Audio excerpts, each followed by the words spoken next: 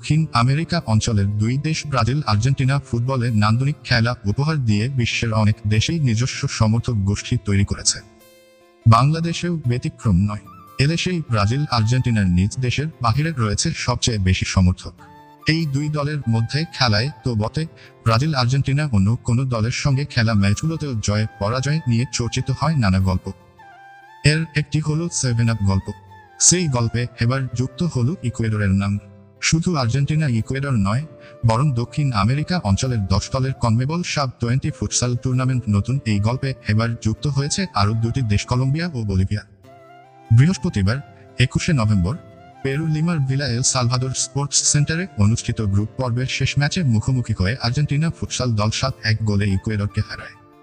এই টুর্নামেন্ট 2টি ম্যাচে 7-1 গোলে জয়লাভ করেছে, যেখানে গ্রুপ এর দল আর্জেন্টিনা 7-1 গোলে ইকুয়েডরকে এবং গ্রুপ বি এর দল কলম্বিয়া একই ব্যবধানে বলিভিয়াকে হারায়।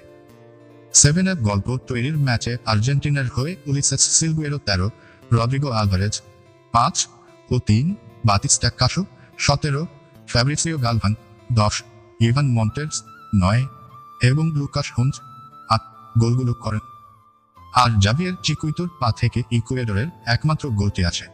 গ্রুপ পর্বে 4 ম্যাচের 2টিতে জয় ও 2টিতে ড্র করে গ্রুপ রানার্স আপ হয়ে শেষ 4 নিশ্চিত করেছে আর্জেন্টিনা, যেখানে তাদের প্রতিপক্ষ চিরপ্রতিদ্বন্দ্বী ব্রাজিল। দক্ষিণ আমেরিকা অঞ্চলের 10 দলের কনমেবল সাব-20 ফুটসাল টুর্নামেন্ট এরই মধ্যে গ্রুপ পর্ব শেষে সেমিফাইনাল নিশ্চিত করেছে 4 দল। তাদের মধ্যে গ্রুপ এ থেকে প্যারাগুয়ে ও আর্জেন্টিনা এবং গ্রুপ বি থেকে ব্রাজিল ও কলম্বিয়া। প্রথম সেমিফাইনালে এই গ্রুপ চ্যাম্পিয়ন প্যারাগুয়ের প্রতিপক্ষ রানার্স আপ কলম্বিয়া এবং দ্বিতীয় সেমিফাইনালে এই গ্রুপ চ্যাম্পিয়ন ব্রাজিলের প্রতিপক্ষ চিরপ্রতিদ্বন্দ্বী আর্জেন্টিনা। প্রসঙ্গত, 2014 সালের 19 জুলাই ব্রাজিলের মিনেইরাও স্টেডিয়ামে বিশ্বকাপের সেমিফাইনালে জার্মানির কাছে 7-1 গোলে পর্যুদস্ত হয়েছিল ব্রাজিল। সেখানে থেকেই ব্রাজিল ফুটবলকে নিয়ে বাংলাদেশ 7 আপ গল্প শুরু করে চিরপ্রতিদ্বন্দ্বী আর্জেন্টিনা সমর্থকেরা। 7 আপ দল বললেই সবাই বুঝে নেন ব্রাজিল দলকে নিয়ে মজা করা হচ্ছে।